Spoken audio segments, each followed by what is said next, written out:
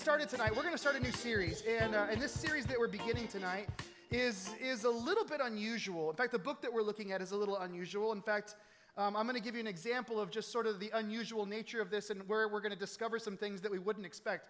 Has anybody, you ever lost your keys? Anyone ever lost your keys before? Raise your hand if you lost your keys. Yeah, some of you have apparently lost your keys more than once. Or a lot, so we won't ask very many questions. How many of you, your keys went missing and you still refuse to admit that it was your fault? Anyone like that? Anyone sitting next to somebody who will always refuse that it's their fault? Don't raise your hand, because then it's obvious, but there's like two categories in the world. There's the people that lose their keys, then there's the people that lose their keys but say, it's not my fault, somebody moved them, right? In either case, what I'm about to share with you makes sense either way. Whether you misplaced your keys yourself or somebody mysteriously carried them off on angel's wings, you have all had this experience where you usually discover that your keys are missing when it's time to go somewhere, right? Like when it's time, like you're in a hurry, you're heading out the door and you go, where's my keys? And you can't find them anywhere, and there's always this panic that sets in, and you start searching, right? You start scrambling, you're lifting papers, you're moving stuff, you're doing all these things. That's when people in your life usually come up to you and they say some of the dumbest things ever, right? They always ask this question: where was the last place you had them? Well, if I knew the answer to that question, they wouldn't be lost, right? Like if I knew the last place I had them. But you entertain that, right? Whenever you've lost your keys, you're desperate. And so you start going, okay, yeah, when was the last time I had my keys? And you're like, well, I had them like 12 hours ago. And everything's blank after that, right? But you remember having your keys, right? You remember this moment. And then finally, when you find your keys, whether it's like an hour later or like a year later, whatever it might be, you find your keys and we say the dumbest things. We say, how did they get there? You put them there. That's how they got there. That was you that did that, right? Or like there's this other line that I'll say something like, I never expected my keys to be there. Oh yeah, because if I did expect them to be there, they wouldn't be lost, right? I also love this when people always say, man, my keys were the last place I looked. No, they were the last place you looked because you don't keep looking once you find them, right? They will always be in the last place that you looked, right? There's never like, well, I found them and then I just kept looking for them in places they weren't. That doesn't happen, right? So there's this thing, we lose our keys, right? And then when you find them, they're never where you expected them to be. Now, let me just translate this for a moment to something else. We experience joy. In our life at some point, most of us in this room, we're going to have a moment where we experience pure, unadulterated joy. There'll be something that rises up inside of us. There'll be this happiness. There'll be this deep sense of satisfaction. Most of us in this room, we're going to have moments, we've maybe had the moment, when we experience peace.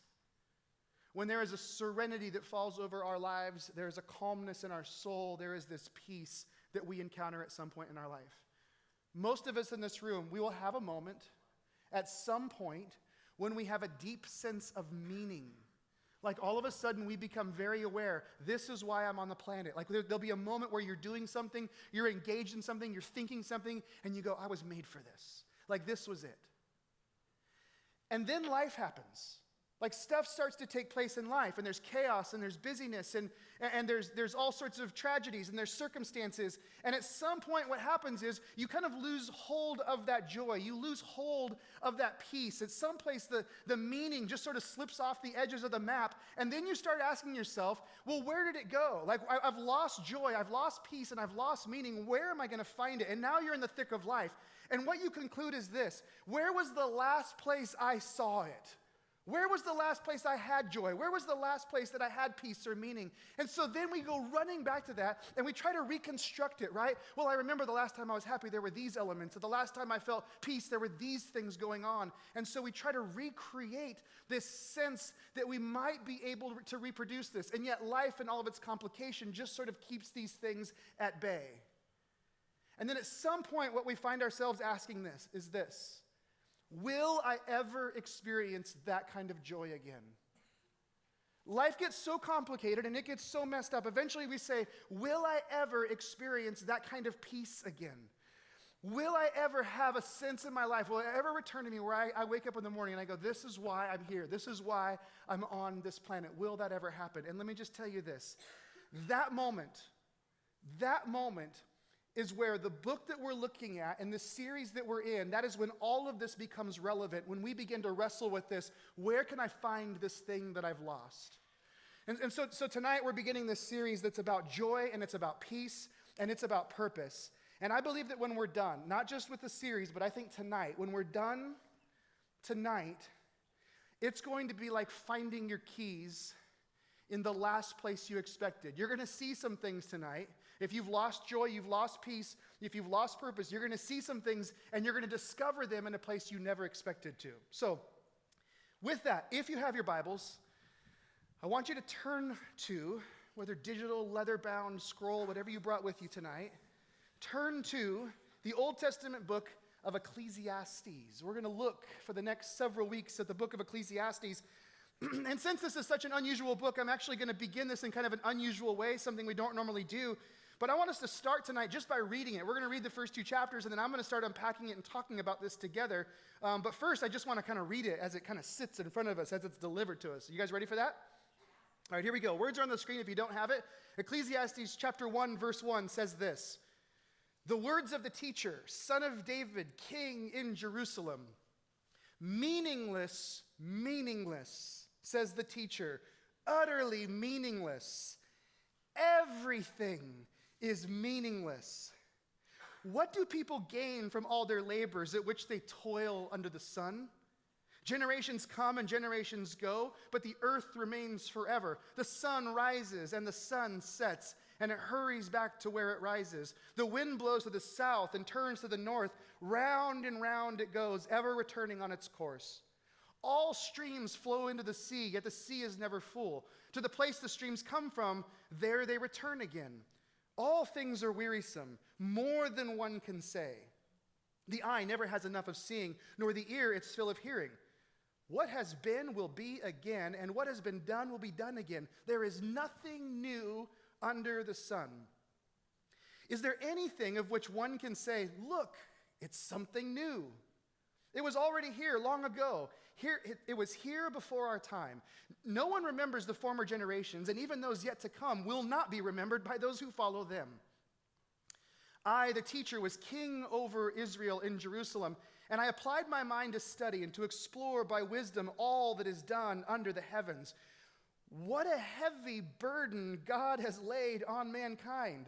I've seen all the things that are done under the sun. All of them are meaningless, a chasing after the wind. What is crooked can't be straightened. What is lacking cannot be counted. I said to myself, look, I've increased in wisdom more than anyone who has ruled over Jerusalem before me. I've experienced much of wisdom and knowledge. Then I applied myself to the understanding of wisdom and also madness and folly.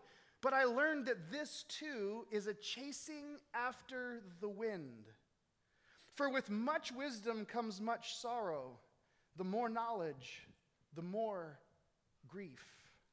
Chapter 2. I said to myself, come now, I will test you with pleasure to find out what is good. But that also proved to be meaningless. Laughter, I said, is madness. And what does pleasure accomplish? I tried cheering myself with wine and embracing folly. My mind still guiding me with wisdom. There's like a caveat there, right?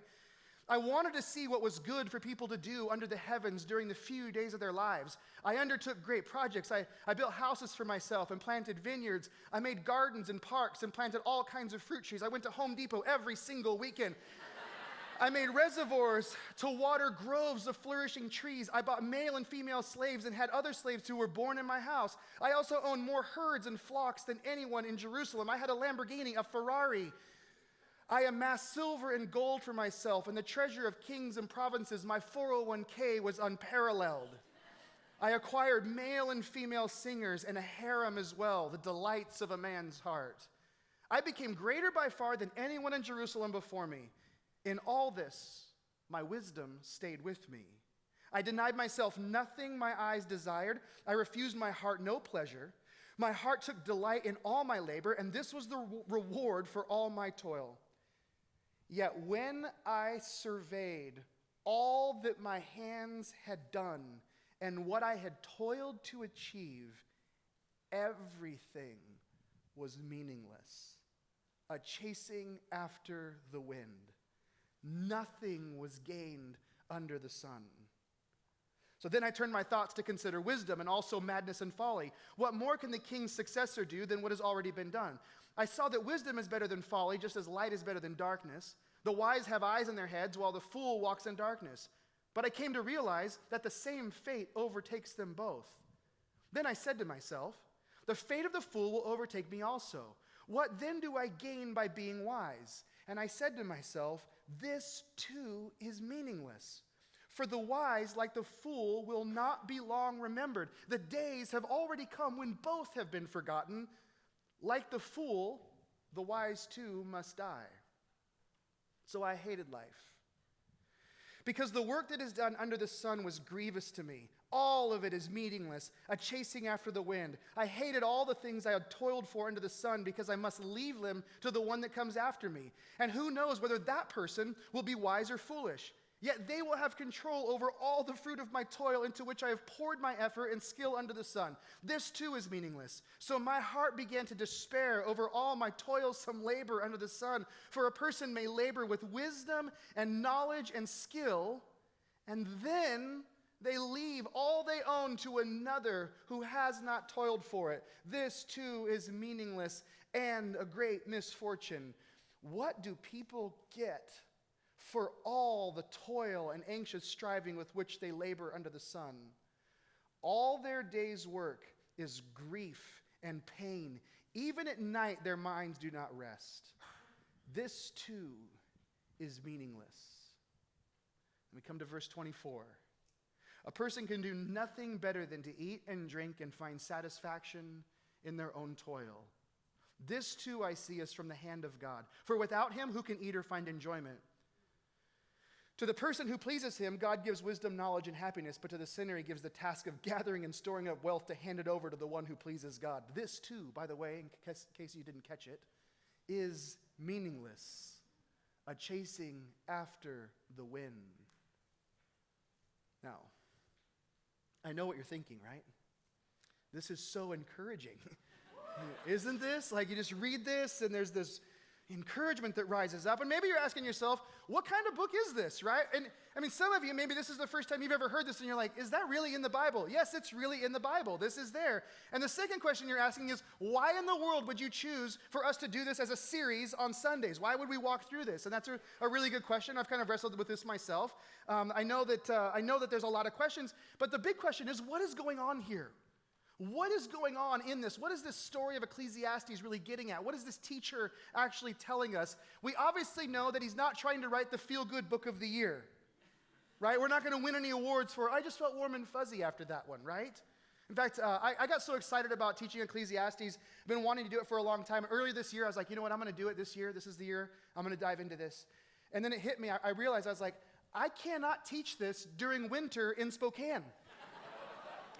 Right? I mean, we're all so depressed already. If you read Ecclesiastes, you'd be like, okay, no one's coming back to church. Like, no one's ever coming back, right? And so, like, this last week, I was on a hike on the bluff. I was running, and there was, like, flowers, and the sun was out, and I was like, okay, I think people are just generally happy enough right now. We can dive into the most melancholy book ever written, right? The saddest thing that's ever been penned, right? Now, all jokes aside, remember the keys that we lost. Remember the peace.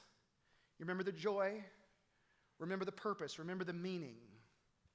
Let me just tell you that somewhere in the middle of all of this melancholy, there is a different kind of wisdom, there's a different view of life that's about to be delivered to us.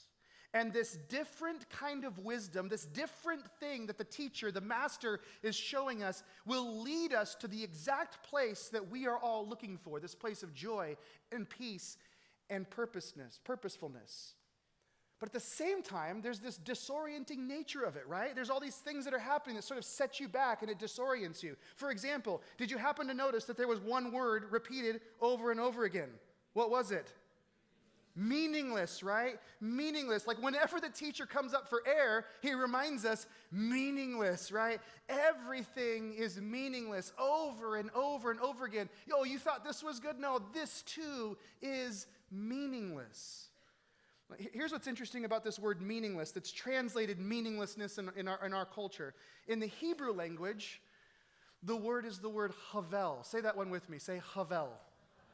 And try not to huck a loogie on the person next to you. It's just havel, right? You got a little something there. Good job. I like that. Now, havel in the Hebrew language, when it's translated, it literally means mist.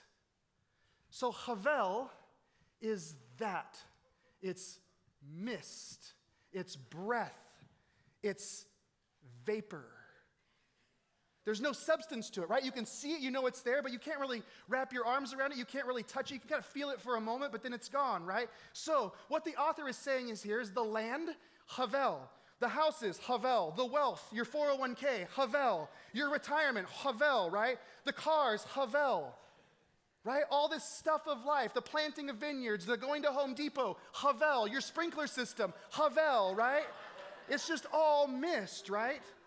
Having your stuff together, right? Even education, learning, and wisdom, he's like, havel. Your body, havel. It is mist. It's a vapor.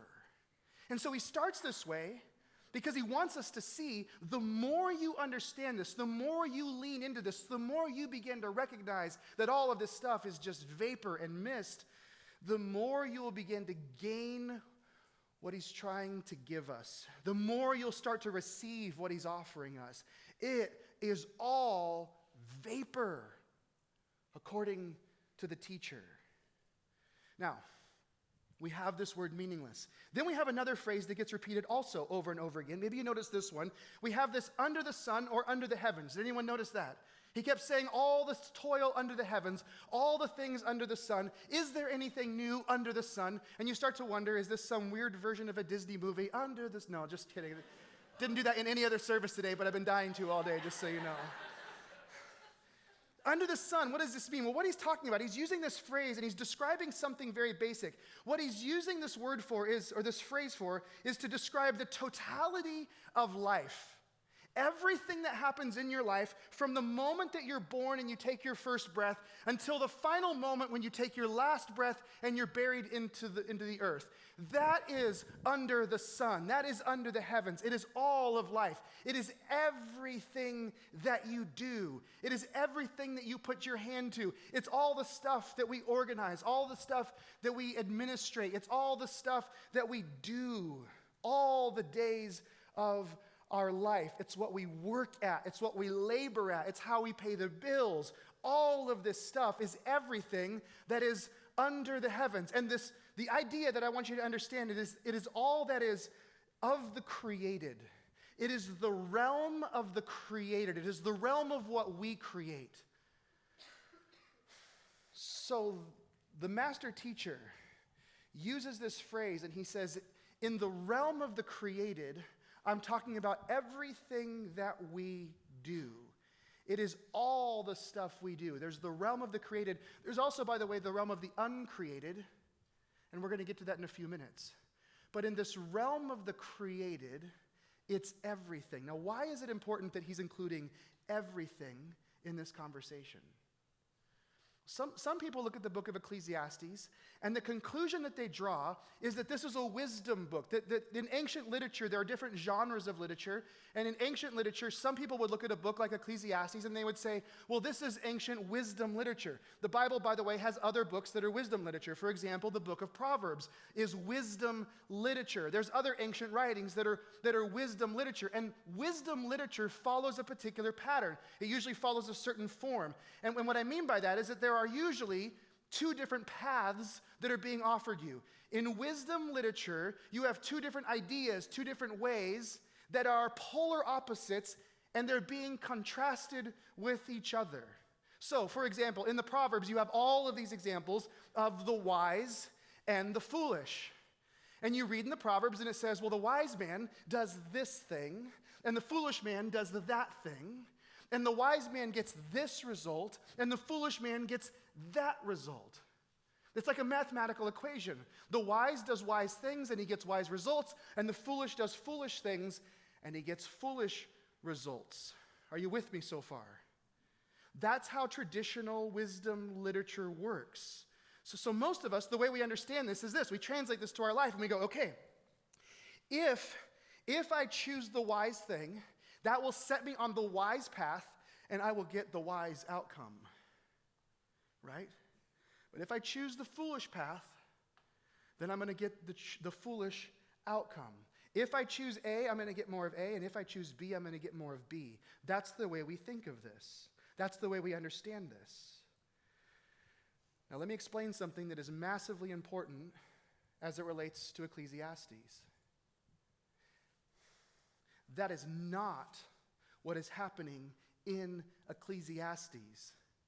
This is not two categories, and if you choose A, you get A, and if you choose B, you get B. Like if you play by the rules, there's this predictable outcome. That is not what's happening here. The book of Ecclesiastes is not wisdom literature as we understand wisdom literature. It's something different. It's something beyond. It is something other. And here's why I say this. Because the book of Ecclesiastes, remember, under the heavens includes everything, which means this book is written for everyone who did the right thing, who showed up and worked hard, who walked the right path, who made the wise choice, and somehow, at the end of their day, they didn't get what they expected. The book of Ecclesiastes is written for everybody who gave it their best shot, who did the right choice, and they still got hosed. They still got cheated. They still got betrayed. They still look and they go, what did I do? I thought I made all the right choices. I thought I did all the right things, and this is what I get? That is who Ecclesiastes is written for. The writer is talking about everything under the sun. And what he's doing is he's challenging this notion that life can somehow be boiled down into these two simple categories. Like there's just A and B, and you just choose A, you get A, you choose B, and you get B. Many of us, we already know that that isn't true. I mean, how many of us, don't raise your hands, but how many of us, we played by the rules, and we chose A, and we wound up with B. And it creates this crisis. See, the teacher, he's taking us into brand new territory in what it means to be human and how to understand this world. This idea of, we'll just be wise, just make wise choices. The writer says, the wise and the foolish, guess what? The same fate awaits them both. In fact, at one point, he literally says, you can make all the right moves, you can make all the right choices, you can go in the right direction, you can eat healthy, you can eat clean, you can exercise every day, and somehow there's that guy down the street that never exercises, and he outweighs you by 55 pounds, and he's going to outlive you by 10 years. So the wise and the foolish, you both end up in the same place, and sometimes you even lose as the wise person. And somewhere in the middle of this, we have this moment of realizing this universe that we live in, it is not as black and white as we have made it out to be. It is not as simplistic as the ancient wisdom has laid out. Sometimes you get B when you choose A, and sometimes you get A when you choose B. This world is not as dualistic. It's way more gray than we ever imagined. And this realization begins to emerge that we live in a mysterious universe, don't we? The results can be unpredictable. And when that happens, then what? Then what? That's what the writer of Ecclesiastes is introducing us to. This is a wisdom that is beyond wisdom. This is like the next layer of wisdom. This is a mature wisdom. This is a wisdom that is seasoned with life. This is something else. This is why at the outset, we sort of have to retune our frequency to this and kind of become aware that he's challenging us. For a lot of us, you hear these things, and there's this deep sense of like dissonance, right? Like we already know that sometimes A ends up with B and B ends up with A, but we don't want to admit that, right? So it creates this thing because we want to be in control. And the teacher is almost intentionally creating this discomfort inside of us because he's trying to get us to think differently, to see differently, to look beyond what's right in front of us. And so he creates this disruption so that we can learn something we haven't learned. By the way, if all the teacher ever does is tell us what we already know or reaffirm truths that we already believe in, do we really need the teacher? We don't, do we? And so the teacher's saying, listen, I've got to disrupt you to show you what you don't already know. So this place, this time, this world that we live in, it is mysterious. So what do? You'll notice another phrase in the text. There's this point in chapter 2, verse 11, where he says, yet when I surveyed, like He says, listen, I studied and I built and I had this and I had that and I had it all. Yet when I surveyed all that I had done, when I looked at everything, he talks about surveying his life. In this moment, the teacher is facing, with brutal honesty, he's facing all that he had done. There's like this ruthless self-examination that's taking place in this moment. And what you have here, if you want to just use this phrase, what you have him expressing is what I call the existential hangover. This is the day after. This is the morning after, right? This is the day after the big event. Some of you know what I'm talking about. This is the day after the big payout. This is the day after you signed the papers on the house. This is the day after you met the one. This is the day after you landed that job. This is the day after you got that car, you got the award, you won the championship, the big game, whatever it is. It's the day after, that moment when you suddenly realize, I was striving for this for so long, and now what? It's this existential hangover. The teacher is saying, I'm here to tell you, I did it, I bought it, I built it, I shaped it, all of it. And I'm here to tell you about the morning after you do it all. After you get everything you ever wanted. How many of us have ever gotten the thing we always wanted? And like right in the middle of that moment, you started to get a twinge of, this might not do what I thought it would do. And you sort of say to yourself, this is it? I remember I was a freshman in college. I was a swimmer in college. I was a freshman in college, and I remember this one day the rankings were coming out for our conference. And I was headed to practice to the aquatic center, and I knew that my coach was going to post the most recent rankings for all the events. And I went into the aquatic center. I remember looking at the sheet of paper, and I saw my name. And I climbed, in my freshman year, I was the number one swimmer in the conference for my event. And I remember this moment of kind of like realizing, like, wow, like I kind of wanted this goal. Like I'd been a state champion in Arizona, and I'd gone to nationals, and I'd done those things, but this was like the next thing. And I was like, this is it, like this, this is this thing.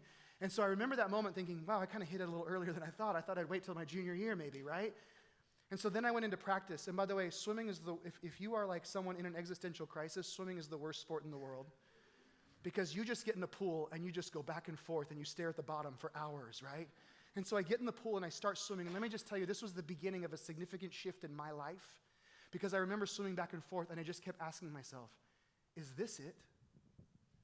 Is this all that it's going to be? Is my life going to be just a series of posts of paper on a wall and seeing my name at the top and having a 30-second moment of joy and then going back at it and saying, okay, what's next? Is this it? Is this all that there is? And if so, well, then what? Then what? How many of us have had this feeling? There's like this moment of academic achievement, or there's that job, or the car, or there's the relationship, or whatever it is, and you're like, this is going to be it, and then you get there, and it's like, well, then what? Then what? When you have it, when you get it, when you nail it, then what? That's what you're finding with this teacher. He's saying, I had it all. Everything that could be achieved under the sun, I achieved it. Anything that could be owned under the heavens, I owned it. And then he tips his hat. Verse 24, he says, this too I see is from the hand of God. Eat, drink, and be satisfied with your toil. This is from the hand of God. At this moment, he's tipping his hat to where he's going to be headed in the pages that follow. By the way, let me just tell you that when the teacher uses the term God, when he talks about God, he's talking about that which is uncreated. If everything under the heavens is that which is created, when he uses God, he's talking about that which is uncreated. God has no beginning, and God has no end. With God, there is no havel. In this realm, we have plenty of havel. We have plenty of vapor, right? The houses, the cars, the education, all the stuff, right? We have the mist. There's the created. And then what you find lingering on the edges of these teachers' words is this word God and this very faint awareness that he's about to deliver a gift to us. There is that which is uncreated, and what he's alluding to is this, that the uncreated enters into, invades, and extends itself into the created. That somehow in the middle of this, The uncreated enters in and is a part of this. There is that which is uncreated that is somehow in the midst of the created. And so in the first few chapters, it sort of lingers around the edges. There's something else going on. This thing is going someplace. There's something more to this. And here's what I think he's getting at. I think this is what he's trying to point out and help us understand. I want to show you a series of images. First one here. Second one. Just take that in for a second.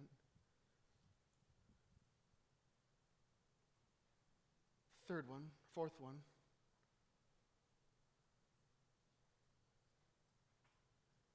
Do you know what all of these pictures have in common? All of these people have just been rescued.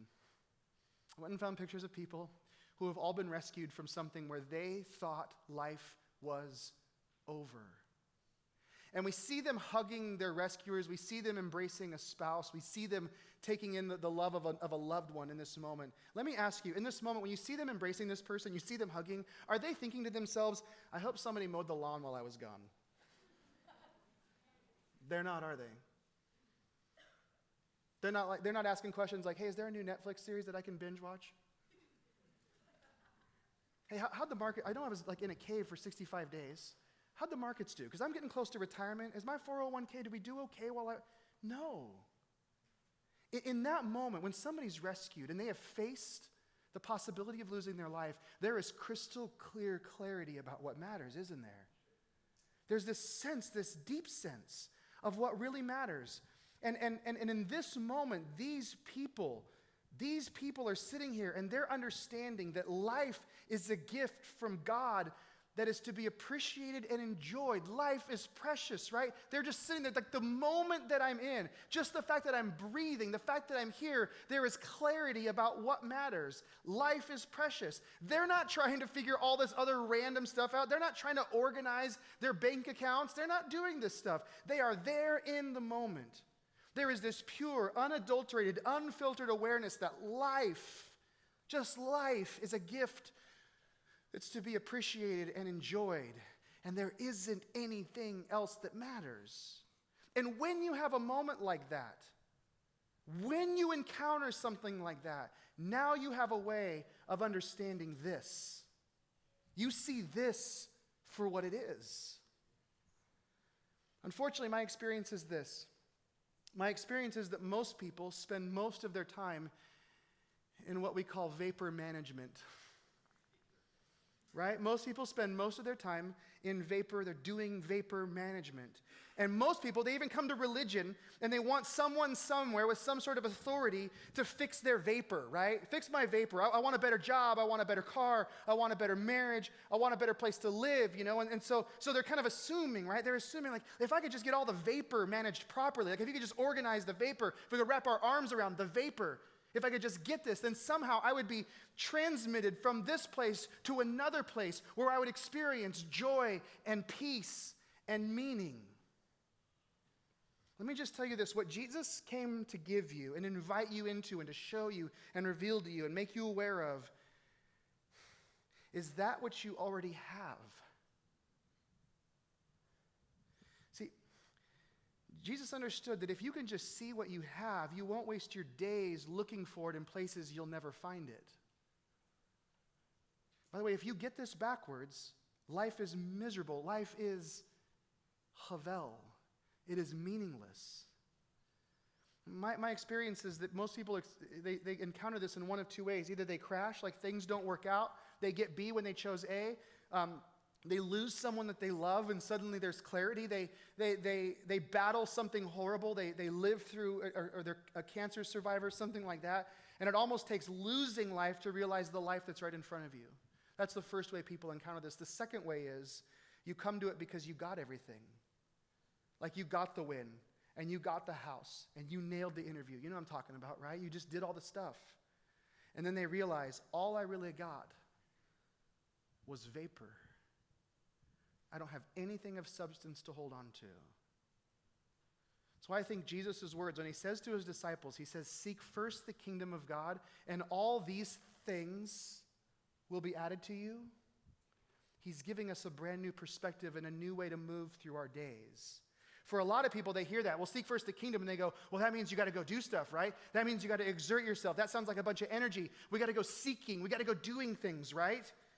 They think that seeking first is about getting stuff done. But let me just present to you this idea that when Jesus says, seek first the kingdom, and all these other things will be added to you, I think what he's saying is this: set your heart towards this kind of awareness. Open your eyes to what's really real, and then you will be able to properly deal with the vapor. You'll understand it, you'll see it, you'll know where it sits in life, you'll understand its level of importance or lack of importance. And when that happens, you become the kind of person that is deeply and intuitively aware of the precious gift that life is. You become a different level of aware. You move through your days. There is a joy, there is a peace, right?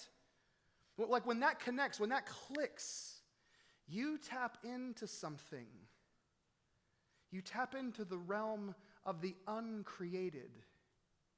Let me just tell you, joy and peace and purpose, they are not found in the vapor. Are you with me? They are found in the uncreated. Which leads me to one final thought. Here it is. If I could just, then I'd be, is a lie. If I could just, then I would be, is a lie. That's a lie. It is a lie. That is the lie of the vapor.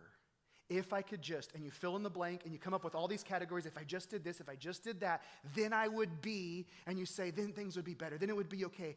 If I could just, then I would be. That is a lie.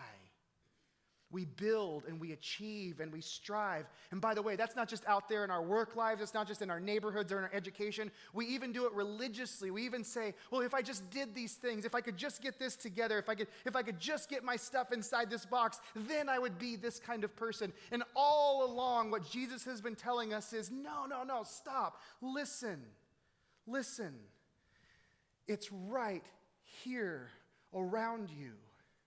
And one of the things Jesus seems to say more than anything else is that the kingdom of heaven is upon you. It is in you. It is near you. It is around you. It is at hand. It is available. It is now. So this idea that if I could just, then I'd be, that is a lie. Which means the problem you're facing, that money thing that's stressing you out, or that health thing that's got you up against the walls, or the relationship that's got you against the ropes, or whatever that is, that future thing that's on the horizon, whatever that is, the desire you have to get everything figured out and make sure you've got all your ducks in a row, whatever it is, it's all vapor. And the message that the writer of Ecclesiastes is beginning to tell us, the message that Jesus is screaming loud and clear to all of us is this: you don't have to live this way. You don't have to live as a slave to the vapor. You don't have to measure your life and your existence against the quality of your vapor. You have life, and your invitation is being extended to experience and enter into the uncreated in the middle of the created. And that is a beautiful thing. Amen? Amen. Would you guys stand with me?